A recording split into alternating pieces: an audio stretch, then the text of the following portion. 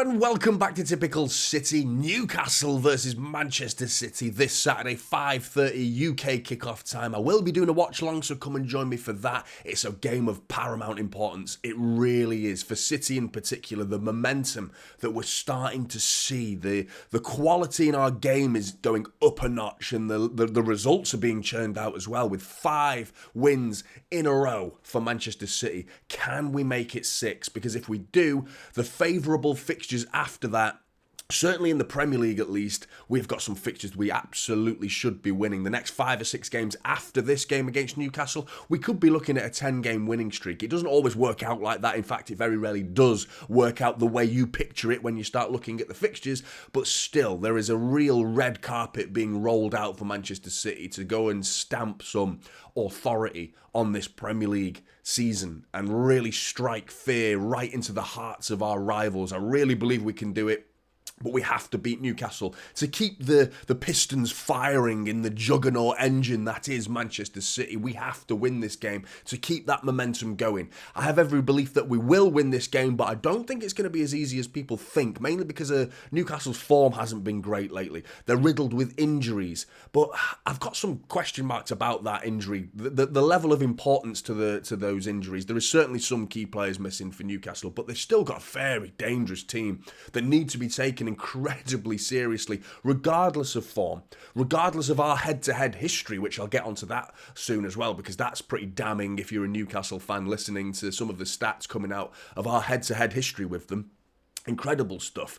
Newcastle, the form that they've been in, though, has been really, really poor. I mean, lost 6 out of the last 9 Premier League games. They won the other 3, but 6 losses out of 9 is really bad, really, really bad. And Eddie Howe could be sweating a little bit if he was to lose this game, because that would be Newcastle's 4th defeat in a row if they lose to City. 4 defeats in a row in the Premier League you start to ask questions. The new ownership model with the Saudi Arabians that have come in, would they be getting a bit of an itchy trigger, thinking we need to fire this man? How do they act as owners, new owners? It's a new start of their story, a new chapter for Newcastle as a club and how the ownership runs that club. Will they be sacking Eddie Howe should they start to lose even more games after this? But we'll beat City, all is hunky-dory for Newcastle, so we have to be mindful of the fact that there will be a sting in their tail regardless of form. They did beat Sunderland, albeit it was a Sunderland that rolled over in the FA Cup against Newcastle. It was a really exciting game, but in the end, they offered absolutely nothing, Sunderland, absolutely nothing. And for a team that's reasonably high up in the Championship, I was expecting a little bit more bite from Sunderland, but Newcastle just brushed them to the side eventually. So they will be feeling a little bit better about themselves, Newcastle, so we have to be mindful of that. But in terms of our head-to-head history, City have scored in each of the last 30 games versus Newcastle. That's the longest in our Premier League history, the longest scoring streak against any one side in our Premier League history. 30 games in a row in the Premier League we've scored. That's incredible. I mean, in fact, City have won more games, scored more goals and kept more clean sheets against Newcastle than any other side in our Premier League history. They are the equivalent of Manchester City versus Spurs, except this time we're the Spurs turning up to Newcastle. We're their Spurs. You know what I mean? The team that we fear, the team that we never seem to get a decent result against. And I mean, it's pretty damning head-to-head history. It's incredible. And in fact, Newcastle have won 1 in their last 32 games against City. 26 defeats. 32 games. And they've only won 1 Premier League game against Manchester City in those 30. That's nearly a full season of just Manchester City versus Newcastle. And they've only beaten us once in 32 games. That's insane. That is insane. I mean, I knew we had a reasonably good record against them, but not like that. Not like that, but I mean, it really is a game that I still don't believe will be a foregone conclusion. I feel like it could be quite a tight game, an exciting game. I think Newcastle will have the bit between their teeth, the point to prove. City have got momentum. City have got their mojo back, a little bit of confidence running through our veins again. I feel good being a City fan. I feel really good being a City fan right now. And the main factor I wanted to talk about in terms of how the fixtures have fallen, they don't fall, do they? They get created by some moron who decides to put too many fixtures close together. But that's a video for another day, that is. But in terms of the one-on-one with Newcastle, we do dominate, and the fixtures as well that City have got in our favour right now. The fact that we play, only do we need to worry. I mean, Aston Villa are a team to worry about. I still think they're a decent team, but personally, I don't see them finishing in the top four. I see them eventually declining as the season progresses. They are technically above us right now. Not technically, they are above us right now. So they are technically a title rival as of right now. I still don't see them long-term being our main challengers. I still believe it's Arsenal and Liverpool. They don't play until the 20th and the 21st of January. Arsenal and then Liverpool on the 20th and the 21st of January. So they have to sit there and watch Manchester City play Newcastle. So if we go, let's give them a fucking show, shall we? Let's give them a fucking show to watch. So they've got to sit there sweating for a week, watching Manchester City get within 2 points of the league leaders Liverpool on the same games, 2 points, and we've still got to play them. We've still got to play them. We go further ahead of Arsenal. We overtake Aston Villa. And this is all from one single game. The psychological damage that will do to Newcastle, not to Newcastle, to Aston Villa, probably Newcastle as well, to be honest. I mean, detrimental to Newcastle. But in terms of Aston Villa and Liverpool, Arsenal, they'll all be thinking, shit. City are purring. City, the juggernaut engine is, the pistons are firing again. And I really believe that this game will be a genuine statement. That word's used a lot. I think people think every game's a statement win nowadays. It's not. This one really, really will be because of the way the fixtures have fallen. I really believe that this will be a massive game. But let's have a look at team news because Newcastle they'll already have their excuses ready for not winning this game and I mean, understandably so, to be fair, because it is a long injury list. But I do have question marks about the level of importance to all of these players in terms of how many of them would actually get in the starting 11, guaranteed starters in this injury list. For me, there's only 3, which is still quite a few starters being out. From anyone missing 3 starters for your team, you're going to be hurting from that. You're going to see the evidence of these missing players when the results are speaking volumes to the fact that they are missing quite a few players right now. But Tonali, who's suspended till next year, or the end of this year at least, Nick Pope, Joel Linton, Joe Willock, Elliot Anderson, Harvey Barnes, Matt Targett, Jacob Murphy, Callum Wilson and Manquillo are all out of this game. Now for me, Tonali starts, Nick Pope starts, Joe Linton starts. Guaranteed. I think Callum Wilson's on the fringe alongside Isak. He's been in and out with Isak. Joe Willock comes on as a sub usually for Almiron. Harvey Barnes was in and out between him and Anthony Gordon. So there was no guaranteed starters other than the 3, Tonali, Nick Pope and Joe Linton. Now, the issue for me is the fact that I think Dubravka's a brilliant goalkeeper, so they've actually stepped up. I mean, it's not that big a loss to lose Nick Pope because Dubravka's very good second-choice goalkeeper. Tonali's a big loss because he's a quality player. Joe Linton is absolutely vital to Newcastle, absolutely vital to the way they played. He destroyed us in that 1-0 game in the Carabao Cup because we have already lost at St James's Park this season. We can't forget that, but it was a game where I thought we almost handed it to them because, I mean, I don't think, there's no disrespect to the players that started that game, but Rico Lewis started, Sergio Gomez started, Calvin Phillips started, Oscar Bob started. You know, these are our second choice players. We were looking at that game knowing that we've got the FIFA Club World Cup and the next round of the Carabao Cup would be one day apart between our FIFA Club World Cup fixtures. So it was impossible for us to field a full-strength team in the next round of the Carabao Cup had we beaten Newcastle.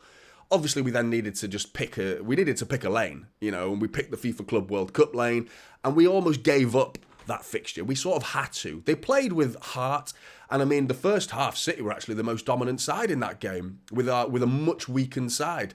And it was a 15-minute brilliant start to the second half from Newcastle where they battered us in that 15 minutes of that start of the second half. They tore us to pieces, got a goal from Isak. But we can't forget that the fixture was sort of written off a little bit.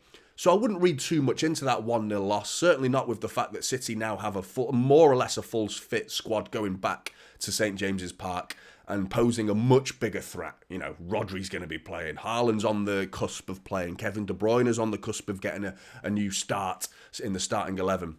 which is incredibly exciting. Willie, I'm not too sure. Bernardo Silva's back. I'll just give you the team news. That'll be quicker. Haaland, like I said, is very, very close. He might not be risked for this game, certainly not to start. Maybe we see him getting a substitute appearance. It'd be nice to start. I'd love to see him start because they've got some units up front, in defence, really big physical players in their defence. So it'd be good to see the challenge and the one-on-one battles between Haaland and Schär or Botman or Dan Burn or big guys. Bernardo Silva was ill versus Huddersfield. He's back, which is great. Akanji's knock is reportedly not as bad as first feared, which is a big factor into how we'll line up, how we'll play, because there's no John Stones. So with that in mind, we don't have John Stones. If we don't have Akanji, who do we have pushing into defensive midfield if Pep opts to play that way with a hybrid centre-back defensive midfielder? Because it's always been John Stones or Akanji. Could Ake do it? Could Gvardiol do it? I'm not sure Pep will risk Gvardiol doing it, and it might be Ake. Or could we see Kyle Walker being pushed further down the wing and having a winger inverting instead to create that box in the middle of the park, which I'll get onto now as well, starting on the predicted starting 11s for both Newcastle and Manchester City. I'm going to start with Newcastle, though. A little bit easier, to be honest, to start with Newcastle, so I think it'll be Dubravka going in goal, Trippier at right back, Fabian Schär in centre-back alongside Sven Botman with, I'm going to go, Livramento could play left-back, and I think he's a brilliant player. He did really well against us in the last time we went there in the Carabao Cup. Willie, though, I'm not too sure. I think he's got a lot more faith in Dan Burn of late anyway, so I imagine Dan Burn is going to go in at left-back. I think we can expose him. I think he's a really good defender. I just feel like there's certain types of opposition that he comes up against, agile, nimble, and he can struggle against these types of players. The players that are a bit of boxer tricks, smaller than him and easy. I can see players worming their way through his legs, this big absolute unit of a man that Dan Burn is. He does struggle against the smaller, quicker, more nimble players. And that could be Bernardo Silva, which is kind of perfect. In front of this back four, I'm going to go without Joel Linton as well. It's got to be the new lad. Well, I say new lad, the young new lad, Lewis Miley, who's really stepping up to the plate. I think he's been brilliant in the small little cameos that I've seen of him. He looks very capable. 17 years old. 17 years old. So Lewis Miley is on the up and up, definitely. And I imagine he'll be given a start in this game, which will be interesting to see how he can cope with the pressure of a Manchester City side. Being 17 years old, it's a big step up and a real opportunity to prove yourself as a youngster. In the middle, I imagine it's going to be Bruno Guimaraes, which is a brilliant player. And Sean Longstaff alongside him. I imagine it would have been Joel Linton alongside Bruno Guimaraes. And that midfield now looks more penetratable, if that makes sense. You can get past this midfield, I believe, now. With the absence of Joel Linton in particular, he scares me, Joel Linton. He's an absolute unit. He was bodying our players in that Carabao Cup, Joel Linton was. So I can't say I'm not happy. I am very happy that he's not playing, to be honest. It's a big blow to Newcastle, that.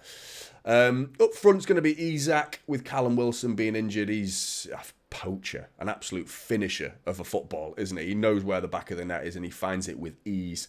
Anthony Gordon at left wing, and I imagine it's going to be Almiron, Jack Grealish's best mate, at right wing. And I think that's a fairly close. I imagine maybe the Lewis Miley one is the only one that's up for debate. The rest kind of picks itself with all the injuries that they've got. In terms of Manchester City, I'm going to go with Ederson in goal. This is where it starts to get interesting in defence, immediately in defence. Kyle Walker, I imagine, is going to start at right back. Now, this is what I think Pep's going to do, but there are huge... I'm going to think out loud now. You're going to have to bear with me because I'm going to think out loud a little bit here, and because I'm not sure what he's going to do if there's no Akanji. So let's assume there is no Akanji, in which case that must make Nathan Ake going in as centre-back and therefore Gvardiol at left-back. I'm not that happy with that defence, to be honest, because I think Gvardiol has struggled a little bit of late, certainly in one-on-one defending, and he's going to be tested against Almiron, who loves a one-on-one battle. He loves it, so he's got to be assured with his one-on-one defending. In front of them, it's definitely got to be Rodri with him being fit. Who else, really? Rodri in the middle. And that starts to look more like a flat back four. And who's going to push in or out, if anyone, in this defence? Could we have a more rigid setup? Because we're normally a lot more fluid than this. And when I say that, I mean players are just all over the place. The momentum and the motion in the squad of the starting 11 is really good, and a lot of mobility and flexibility and versatility with all these adjectives you can use to describe a Pep Guardiola starting 11 is motion as well. It's like they're all over the place. This with a flat back four it's going to be a little bit more rigid if we play like this. In front of them, in front of Rodri, it's got to be Phil Foden. Phil Foden, who's got 7 goals in his 7 goal involvements in his last 10 Premier League games. He's been absolutely sensational lately. Absolutely incredible, Phil Foden. Now, I want to see Jeremy Doku. I want to see Jeremy Doku on the left.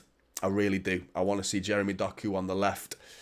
Who else is going to play in the middle is a debate. I imagine Kovacic is probably going to start. As you can tell, I'm thinking out loud. So it could be Kovacic alongside Rodri, with Kovacic being a little bit more of a typical number 8, the number that he is, popping up to support Phil Foden occasionally and dropping back to help Rodri on occasions. That could be his role. On paper, I'm putting him alongside Rodri. On the right, I'm going to go for Bernardo Silva. And then up front, I imagine it's going to be Julian Alvarez, because if Haaland's he wasn't even on the bench against Huddersfield, will he be thrown straight into a starting 11 Premier League match against Newcastle? I'm not entirely sure. So I'm going to stick with Alvarez up front.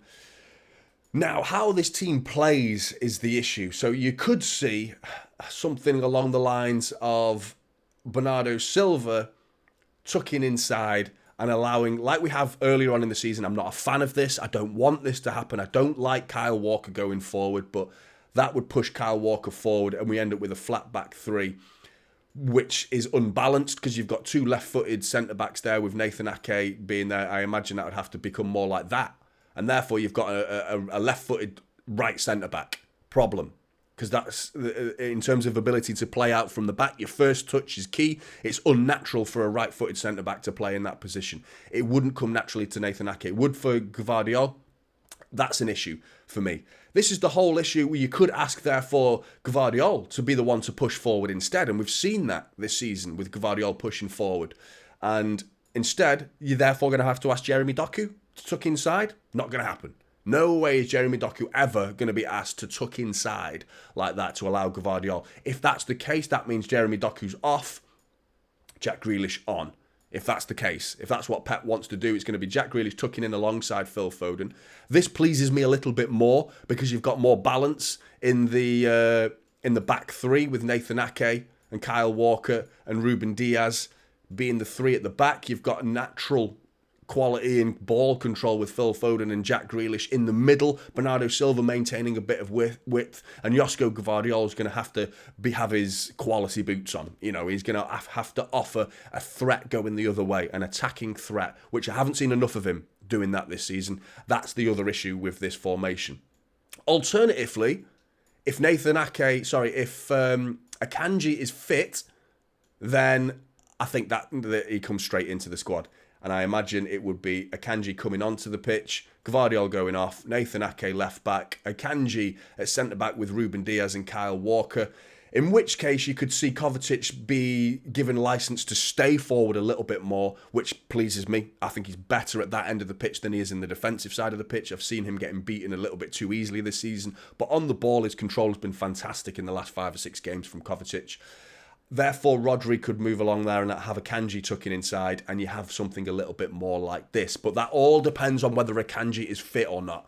And if Akanji is fit, this is what I would go with, and it's 50-50 whether Jack Grealish or Jeremy Doku starts on the left wing. And I'm happy with either, really, to be honest. It's the middle of the park that concerns me and how our defenders are going to pop in and out of that system. If it's going to be Akanji, or is it going to be more of a flat back four with maybe one of the fullbacks offering a bit more of an attacking threat, allowing the wingers to invert instead. It's going to be interesting to see what Pep does, but without John Stones and Akanji, he's got questions that need answering, Pep Guardiola. But what do you think? What would you do with this setup? Manchester City fans, what would you do without Akanji or John Stones? If Akanji's fit, I think that sort of forces Pep's hand. But without Akanji, what would you do?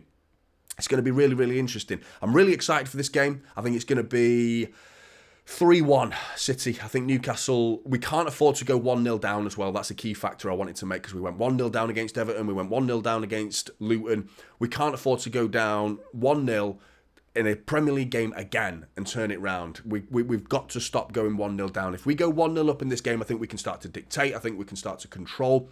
Blues, what are your predictions? Get your predictions in the comment sections below. Come and join me for the watch-along Saturday, 5:30 kickoff. I will be doing that. I'm really looking forward to it. Back into the live streaming action. I'm really excited for that. After being out for so long, out like I'm some sort of player. Now, I've been dead with COVID. It's been grim, but I'm pretty much back, almost back to full health. And really looking forward to it. What are your predictions? Get in the comment sections below. I want to hear your thoughts. Like and subscribe. Typical City is the channel, and I'll see you in the next one. This is typical City now, holding up silver.